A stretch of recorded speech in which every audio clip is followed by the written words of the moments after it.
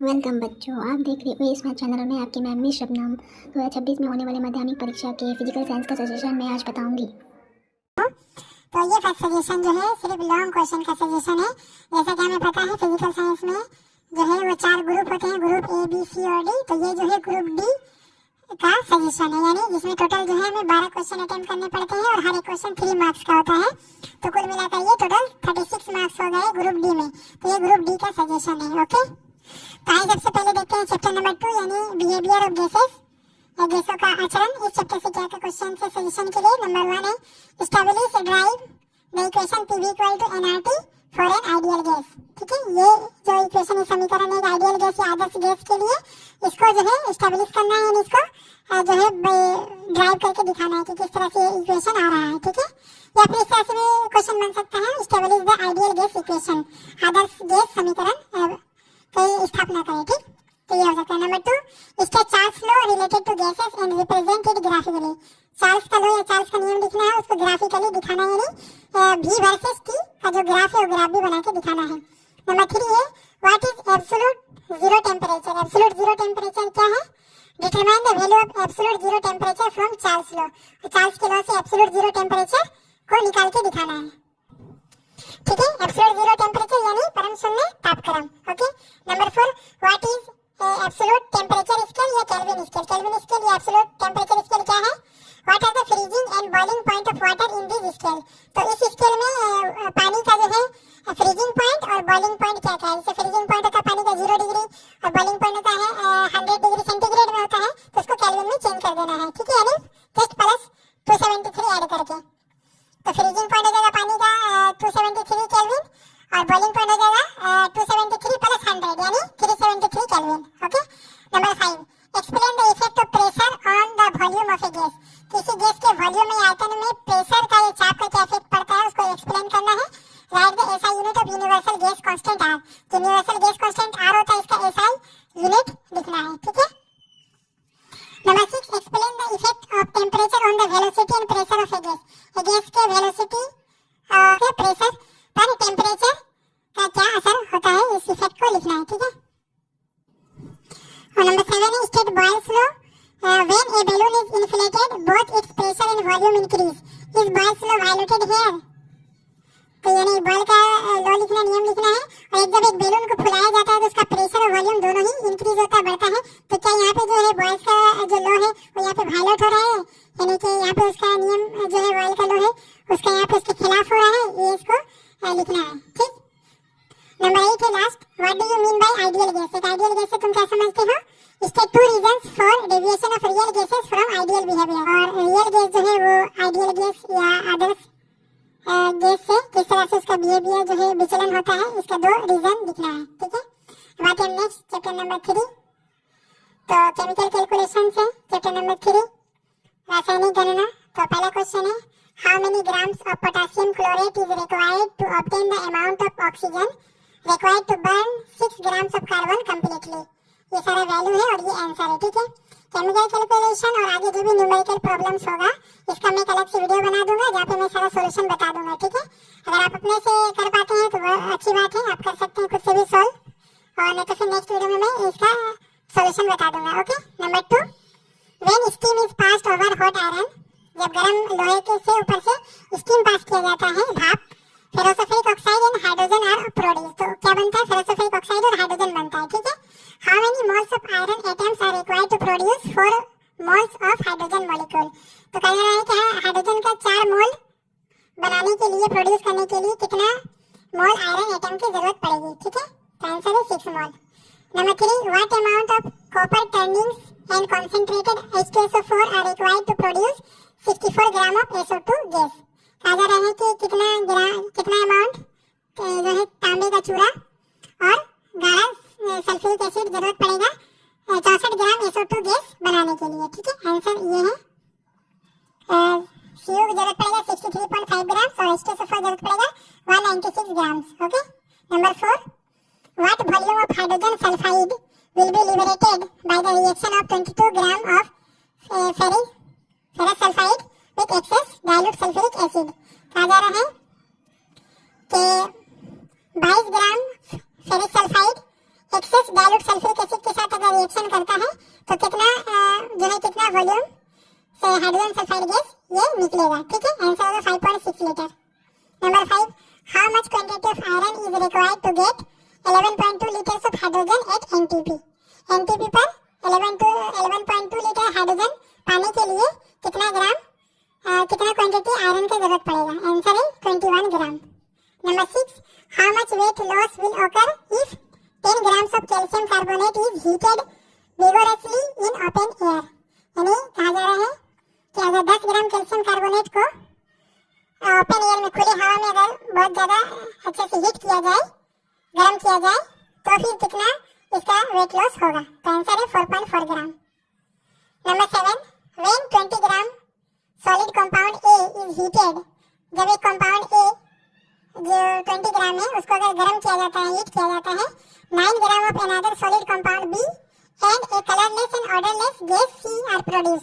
तो फिर एक दूसरा सॉलिड कंपाउंड बी बनता है और साथ में एक कलरलेस और एक ऑर्डरलेस यानी बगैर गंध का, बगैर महक का एक गैस जो सी है इसका नाम वो बनता है। ठीक है, the volume of the gas C produce at STP 5.6 litre. अब जो गैस सी बना है वो 5.6 लीटर है।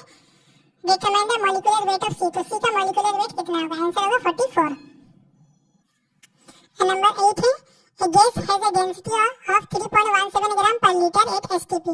एसटीपी पर किसी एक गैस का डेंसिटी जो है वो है घनत्व है 3.17 ग्राम पर litre. Find the molecular mass and vapour density of it. तो उसका मॉलिक्यूलर मास यानी अनुभार और उसका वेपर डेंसिटी यानी वाष्प घनत्व पता करना है। तो मॉलिक्यूलर मास होगा 71 और वेपर डेंसिटी होगा 36.5। ओके, अब आते हैं चैप्टर नंबर 4, थर्मल फेनोमेना या ऊष्मा की घटना। पहला क्वेश्चन इसमें है, determine the value of coefficient of volume expansion of a gas using Charles law. Charles law को यूज करके एक गैस का वॉल्यूम एक्सपेंशन जो है उसका कोएफिशिएंट को मालूम करना है। ठीक है, यानी गैस का आयतन प्रसार गुणांक, इसको पता करना। ठीक। Number 2, what do you mean bye apparent and real expansion of liquid. Liquid के अपैरेंट और रियल एक्सपेंशन से क्या समझते हैं? ठीक है, यानी वास्तविक प्रसार और उसके साथ आभासी प्रसार। ठीक, हाउ आर दे रिलेटेड, वो एक दूसरे से कैसे रिलेटेड, यानी इक्वेशन लिखना पड़ेगा उसका। Number 3, why does an iron chair feel colder than a wooden chair both kept in same temperature in winter. Winter यानी सर्दी के मौसम में एक लोहे का चेयर और एक लकड़ी का चेयर अगर रखा जाए एक ही टेंपरेचर में, एक ही तापमात्रा में, तो फिर जो लोहे का जो चेयर है वो ज्यादा ठंडा महसूस होगा। क्यों महसूस होगा? ठीक, या फिर ये सवाल ऐसे भी बन सकता है, और why does a carpet floor feel warmer than a stone floor during winter.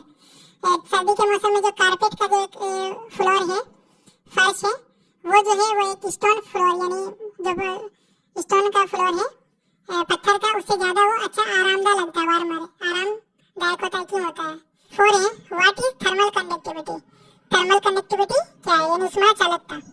On which factors heat conduction through a solid bar depends.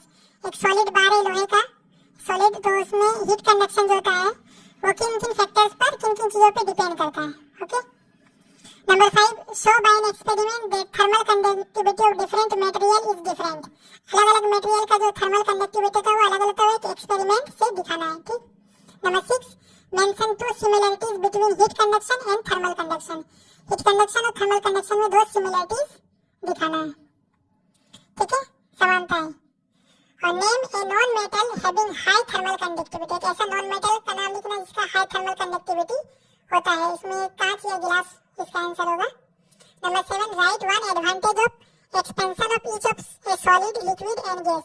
Solid, liquid और गैस का जो है एक्सपेंशन या प्रसार का एक एक एडवांटेज लिखना है, एक एक फायदा लिखना है। आते हैं अब नेक्स्ट चैप्टर नंबर 5, यानी लाइट या प्रकाश। तो पहला क्वेश्चन है, show that for a spherical mirror F = R/2। ये सभी इंपॉर्टेंट क्वेश्चन है। और for a concave mirror establish the relationship between the focal length F and the radius of curvature R। इन दोनों में क्या रिलेशन है? ये सेम होगा। ऐसे भी क्वेश्चन बन सकता है, ऐसे भी क्वेश्चन बन सकता है। ठीक है, अब ये कॉन्केव मिरर के लिए हो या कॉन्वेक्स मिरर के लिए, तो दोनों के लिए हो सकता है। Okay, number 2, show with the help of a diagram how convex lens can be used as a magnifying glass. जो कॉन्वेक्स लेंस होता है उसको लोग मैग्नीफाइंग ग्लास या पावर ग्लास के लिए किस तरह से हम लोग यूज करते हैं उसको डायग्राम बना के दिखाना है।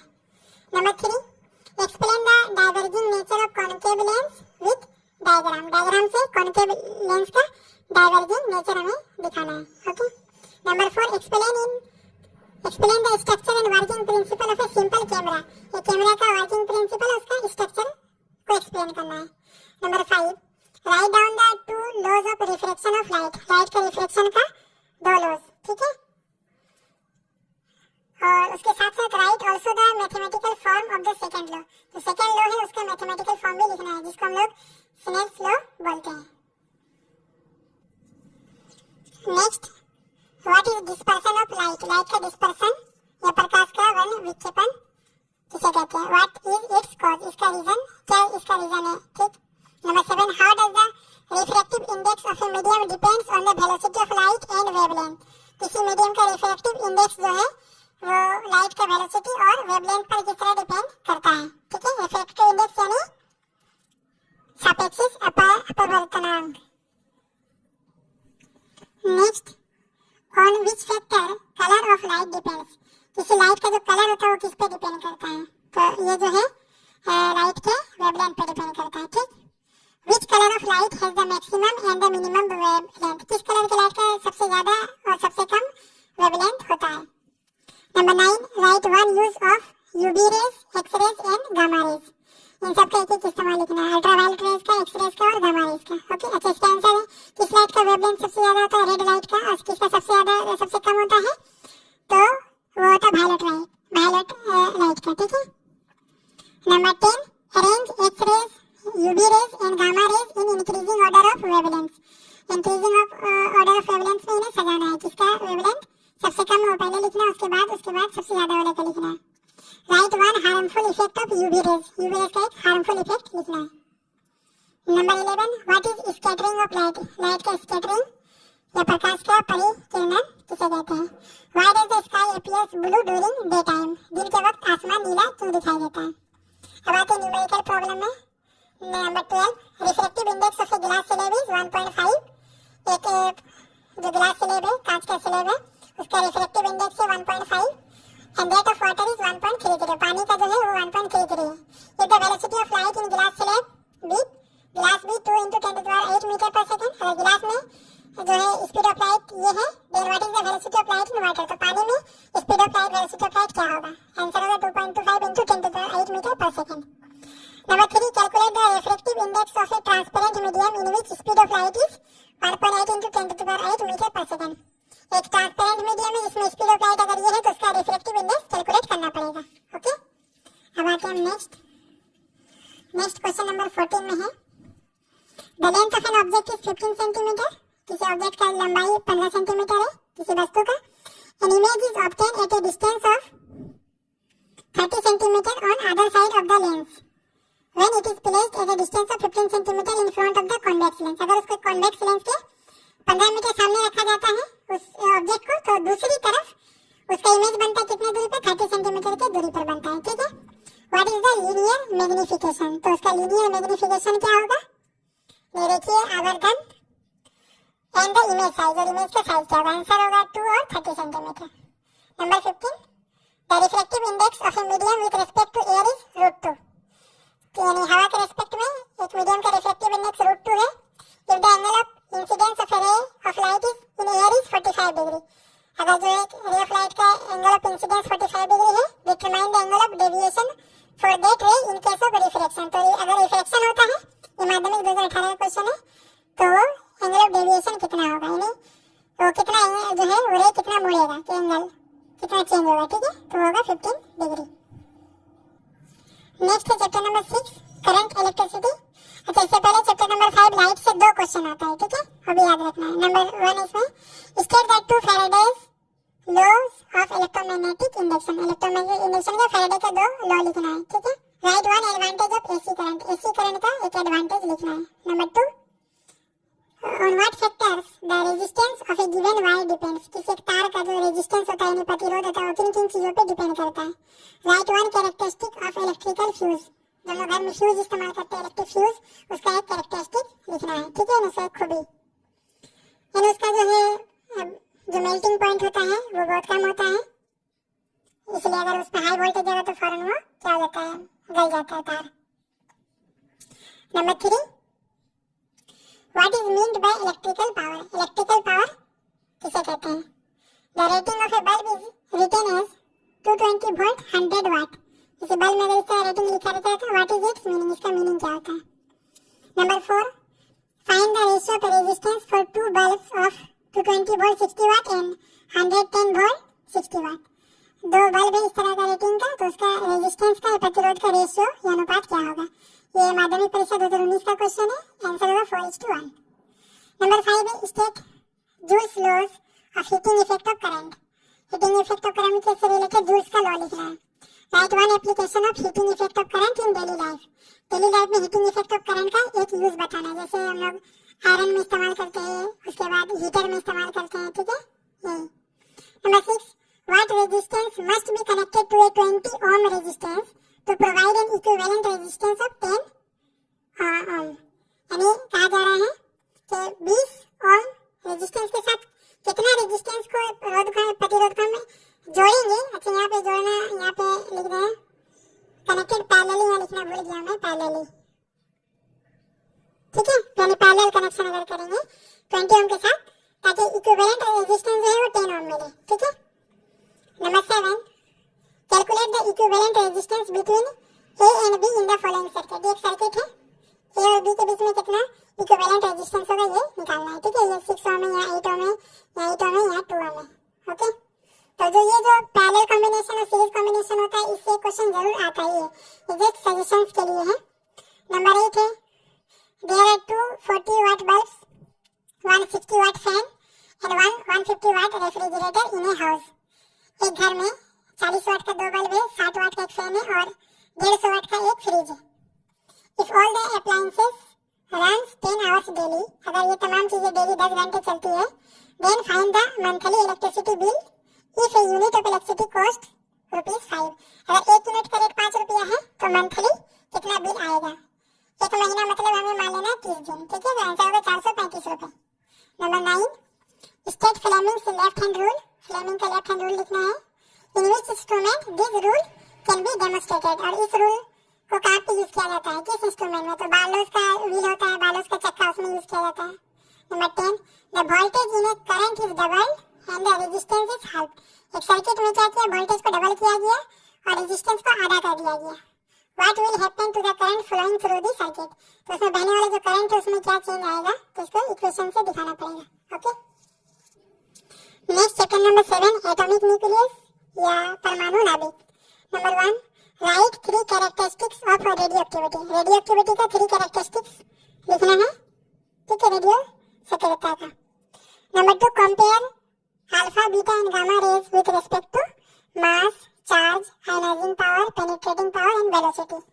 इन mass, charge, ionising power, penetrating power और वेलोसिटी, इन सब के रेस्पेक्ट में जो है इन तीनों को कंपेयर करना है, यानी डिफरेंस लिखना है, ठीक है। Number 3, define nuclear fission. Nuclear fission का डिफाइन करना है, लिखना है। Describe the nuclear fission of uranium nucleus with the help of equation and figure. Equation और फिगर से यूरेनियम का जो न्यूक्लियर फिजन है उसको लिखना है। Number 4, define nuclear fusion. Nuclear fusion किसे कहते हैं? What is the source of energy released in nuclear fusion. Nuclear fusion में जो एनर्जी रिलीज होता है, ऊर्जा, उसका सोर्स क्या है? तो इसका जो सोर्स होता है वो होता है बाइंडिंग एनर्जी, ओके, यानी बंधन ऊर्जा। Next number 5, write the difference between nuclear fusion and nuclear fusion. इन दोनों में डिफरेंस लिखना है, कम से कम 3 difference. Number 6, what is nuclear binding energy. ये न्यूक्लियर बाइंडिंग एनर्जी क्या है? Write two applications of radioactivity. Radioactivity का 2 एप्लीकेशन, ये इस्तेमाल लिखना है। Number 7, if uranium 92-238 emits an alpha particle and a beta particle। अगर यूरेनियम का एक न्यूक्लियस से एक अल्फा पार्टिकल और उसके बाद एक बीटा पार्टिकल निकलता है, then calculate the atomic and mass number of the new element. तो न्यू एलिमेंट जो बनेगा उसका एटॉमिक नंबर, उसका मास नंबर लिखना है। What is the source of energy in sun and stars. Sun, सूरज में और स्टार्स में एनर्जी का सोर्स क्या है? तो ये होता है न्यूक्लियर फ्यूजन। Chapter number 8। अब चैप्टर नंबर 8 का कई पार्ट है। तो पहला पार्ट है periodic table and periodicity of the properties of elements. तो पीरियोडिक टेबल का इंपॉर्टेंट क्वेश्चन होगा number 1, state Dobereiner's law of triads. तो बर्नर का जो टाइड का लॉ है उसको लिखना है, arrange chlorine, bromine, iodine and fluorine in increasing order of their oxidising power. Oxidising power के हिसाब से इन्हें अरेंज करना है इंक्रीजिंग ऑर्डर में, यानी कम से ज्यादा की तरह। Number 2, what is mean by electronegativity. Electronegativity किसे कहते हैं, यानी विद्युत ऋणांकता। How does it change from top to bottom in a group. एक ग्रुप में ऊपर से नीचे ये किस तरह चेंज होता है। Number 3, what do you mean bye periodic properties of element. Element के पीरियोडिक प्रॉपर्टीज से आप क्या समझते हैं, give an example of property of elements which is not a periodic property. एक ऐसा प्रॉपर्टी जो पीरियोडिक प्रॉपर्टी नहीं है, तो इसका आंसर होगा रेडियो एक्टिविटी। रेडियो एक्टिविटी कैसा प्रॉपर्टी है जो कि पीरियोडिक प्रॉपर्टी नहीं होता है। Number 4, what is ionization energy.